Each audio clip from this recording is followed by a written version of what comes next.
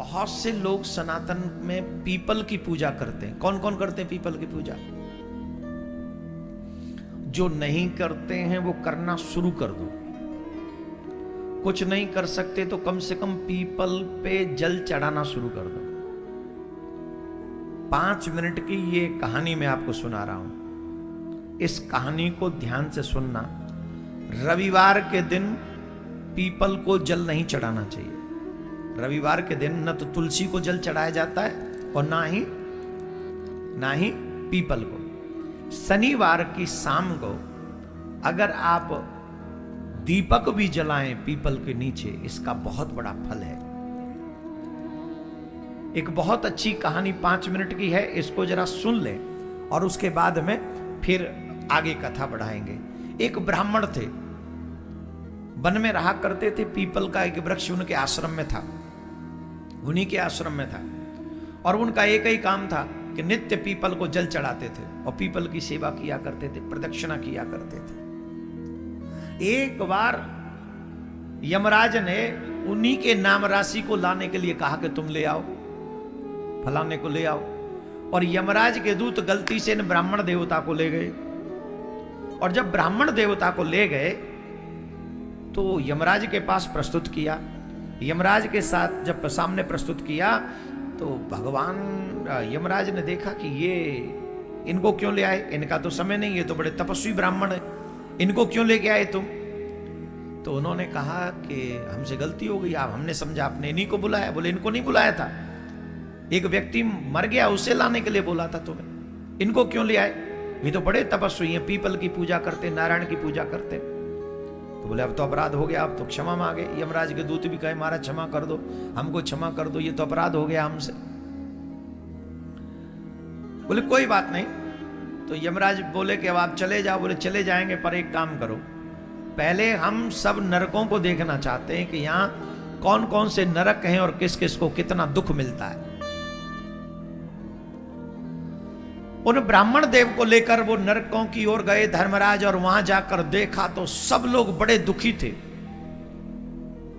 किसी को गर्म बालू पर नंगे पांव दौड़ाया जा रहा है, किसी को आग में तपाया जा रहा है, किसी को भट्टी में झोंका जा रहा है, किसी को पेड़ से उल्टा लटकाया जा रहा है, किसी को सामने रखकर बाणों से निशाना बनाया जा रहा है, किसी को नाना प्रकार के दुख मिल रहे हैं, अनेक। कोई गर्म भट्टी है, चूल्हे पे कढ़ाई चढ़ी है, उसमें झोंका जा रहा है, तपाया जा रहा है, तांबे की भूमि पर दौड़ाया जा रहा है, गर्म बालों में किसी को पानी में डुबाया जा रहा है, किसी को कीड़े मकोड़े खिलाए जा रहा है। उनकी ये दशा देखकर ब्राह्मण देव को बड़ा कष्ट हुआ, रोने लगे ब्राह्मण देव। और उनकी हाय हाय, वो सभी जो लोग नरक में थे वो चीख रहे थे, बचाओ बचाओ बचाओ, हमारी रक्षा करो, हमसे अपराध हो गया, हमसे अपराध हो गया।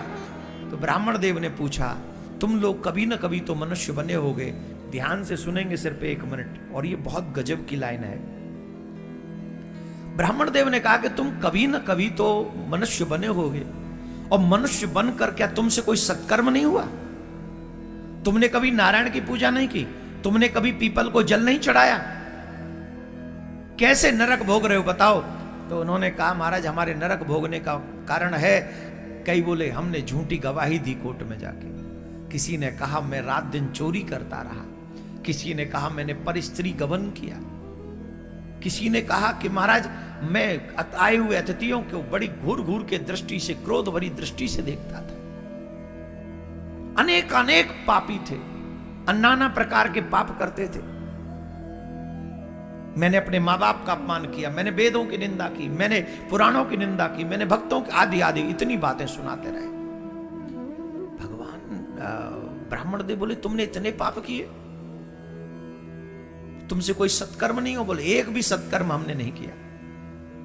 तो धर्मराज ने कहा चलिए अब आपका हो गया, आपने नरक देख लिया, आप निकलिए, चलिए अब आप नीचे जाइए।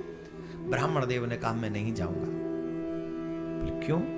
बोले इतने लोगों को दुखी देखूं तुम्हारे नरक में, और इतने लोगों को दुखी देखकर भी मैं शांत रहूं और मैं लौट जाऊं तो मैं काहे का ब्राह्मण?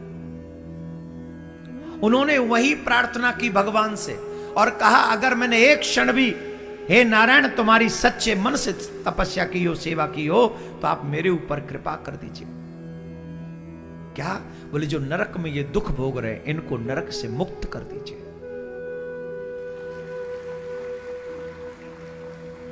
महाराज ब्राह्मण देव का यह संकल्प हुआ कि वो सब पापी उनके संकल्प भर से वो शरीर त्याग कर दिव्य दिव्य रूप बनाकर भगवान के स्वर्ग की जाने के लिए तैयार हो गए। सब जाने लगे, नरक खाली होने लगा और ऑलमोस्ट सब चले गए। कुछ पापी लोग बचे रह गए, उनका कल्याण नहीं हुआ। बोले उनका कल्याण? तब नारायण भगवान प्रकट हुए। यमराज ने कहा प्रभु ऐसा इन ब्राह्मण देवता ने क्या कर दिया कि 1 सेकंड में सब नरक खाली हो गया और फिर कुछ पापी और बचे रह गए।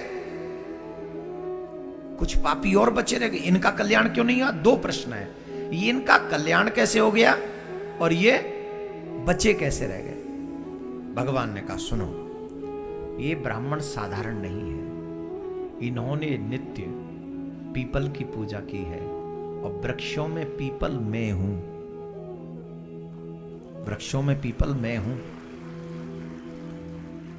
तीनों देव पीपल में वास करते हैं, ब्रह्मा विष्णु महेश, तीनों देव।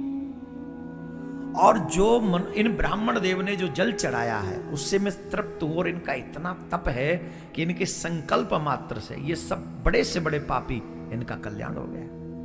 पर महाराज ये बचे हुए कौन रह गए? बोले ये बचे हुए वो लोग हैं जिन्होंने पीपल काटे हैं, इन्होंने पीपल काटे हैं और जिन्होंने पीपल काटे हैं उनका कल्याण नहीं हुआ, वो नरक में रह गए। और ये ब्राह्मण देव धन्य है कि खुद तप करके भी, व्रत करके भी इन लोगों के दुखों को इन्होंने समझा और उनका कल्याण कर दिया, उनका बेड़ा पार कर दिया। भगवान प्रसन्न होकर गए। मैं आपसे एक बात कह रहा हूं, अब ये कहानी सुनाने का रीजन क्या है? पूछो पूछो। आप एक कर्म करें, हम लोगों से कभी न कभी कोई न कोई त्रुटि हुई है कि कभी पीपल उखाड़ दिया, काट दिया, जो भी हुआ। कई घरों में पीपल हो जाते हैं। अब वो अपराध तो हुए तो नरक में जाना पड़ेगा फिर, और बचे जा सकते अभी मनुष्य रहते रहते। और कैसे? कम से कम 5-5 पीपल के वृक्ष रास्ते में लगाएं कहीं, जो आते जाते हुए लोगों को छांव मिले उसकी, और तब तक उनकी देखभाल करें जब तक वो बड़े न हो जाएं। और इतना आप कर सकते हैं। 5 पीपल मेरे विचार से 50 रुपए से भी कम में आ जाएंगे, 50 रुपए भी नहीं लगने। अब चाहते हो तुम्हारा कल्याण हो, तुम चाहते हो नरकों से बचें, तो 5 पीपल के वृक्ष आप सब अपने द्वारा लगाएं। पीपल को जल दें, रविवार को जल न दें, ये ध्यान रखें। और अगर शनिवार को दीपक भी जला दें तो तुम्हारा कल्याण होने से कोई नहीं रोक सकता, निश्चित कल्याण।